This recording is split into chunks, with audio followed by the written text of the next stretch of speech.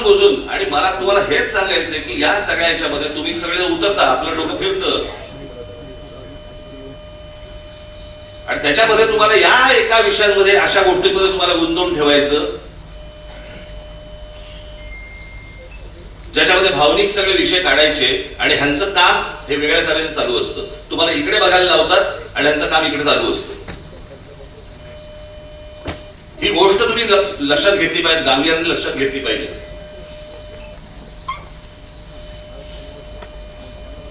संपूर्ण देशाचा विचका झालेला आहे, राज्याचा विचका झालाय. मला ना कोणाची सत्ता आहे आणि कोण विरोधी पक्षात आहे वगैरे, कोणाला सत्ता मिळवायची आहे, हा सगळा भाग बाजूला सोडा. आपण आपल्या राज्याचं काय नुकसान करतोय, आपण आपल्या देशाचं काय नुकसान करतोय. आज बेरोजगारीचं प्रमाण इतकं प्रचंड मोठ्या प्रमाणावरती वाढलेलं आहे, काही लक्ष आपलं त्याकडे.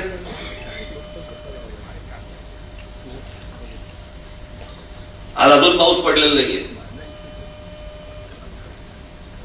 महाराष्ट्र देशात अनेक ठिकाणी, खास करून महाराष्ट्रामध्ये दुष्काळी परिस्थिती येणार, आणि आमच्याकडे काय चाललंय, खासदार फोडणं, आमदार फोडणं, नगरसेवक फोडणं. आमची सत्ता कशी टिकेल, वाटेल तेवढे पैसे आम्ही द्यायला तयार आहोत, माणसं विकली जात आहेत. मला असं वाटतं राजकीय पक्षाच्या कार्यकर्त्यांनी या गोष्टीचा विचार करायला नाही पाहिजे, जनतेने करायला पाहिजे, लोकांनी करायला पाहिजे. की ज्यांना निवडून आणण्यासाठी तुम्ही 4-4, 5-5 तास, 2-2 तास तिथे उन्हामध्ये त्या रांगेत उभे राहिला, तो माणूस 50-100 कोटीसाठी म्हणून विकले जातात. त्यांना पुन्हा तुम्ही परत उभे करणार का? आता ही जर समजा ते परत आले तर तुमची प्रतिक्रिया काय असणार त्याच्यावरती?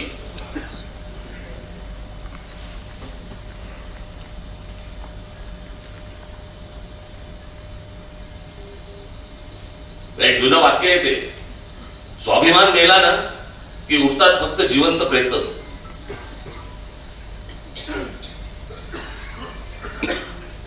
आणि हे ज्या प्रकारचं राजकारण आता महाराष्ट्रामध्ये, देशामध्ये जे सुरू आहे, भविष्यातल्या येणाऱ्या पिढ्यांना आम्ही काय सांगणार आहोत? आम्ही विकले गेलो म्हणून तुमच्या समोर ही परिस्थिती आली. माझ्याकडे एक आकडा आहे, खास करून तुमच्यासाठी आणलाय. देशात आत्महत्यांचं प्रमाण किती वाढलंय त्याचा आकडा इंडियन एक्सप्रेसचा रिपोर्ट आहे. काश्मीरमध्ये 16 लोकांनी आत्महत्या केल्या, मग अजून कुठेतरी जम्मूमध्ये, इथे तिथे सगळीकडे आले. प्रत्येक राज्याच्या दिलेल्या आहेत, कुठे 11, कुठे 42, कुठे 106 आत्महत्या मिझोराम या भागामध्ये. त्याच्यानंतर 615, त्याच्यानंतर तुमच्या गुजरातमध्ये, मध्य प्रदेशमध्ये 15,000, गुजरातमध्ये 8,000. सर्वात जास्ती कुठे आहेत?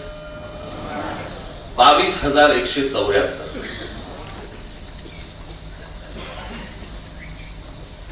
आज शेतकरी आत्महत्या करतायत, विद्यार्थी आत्महत्या करतायत, नीटचे पेपर फुटतायत. या नीटला जेव्हा आणली त्याच वेळेला आपण विरोध केला होता.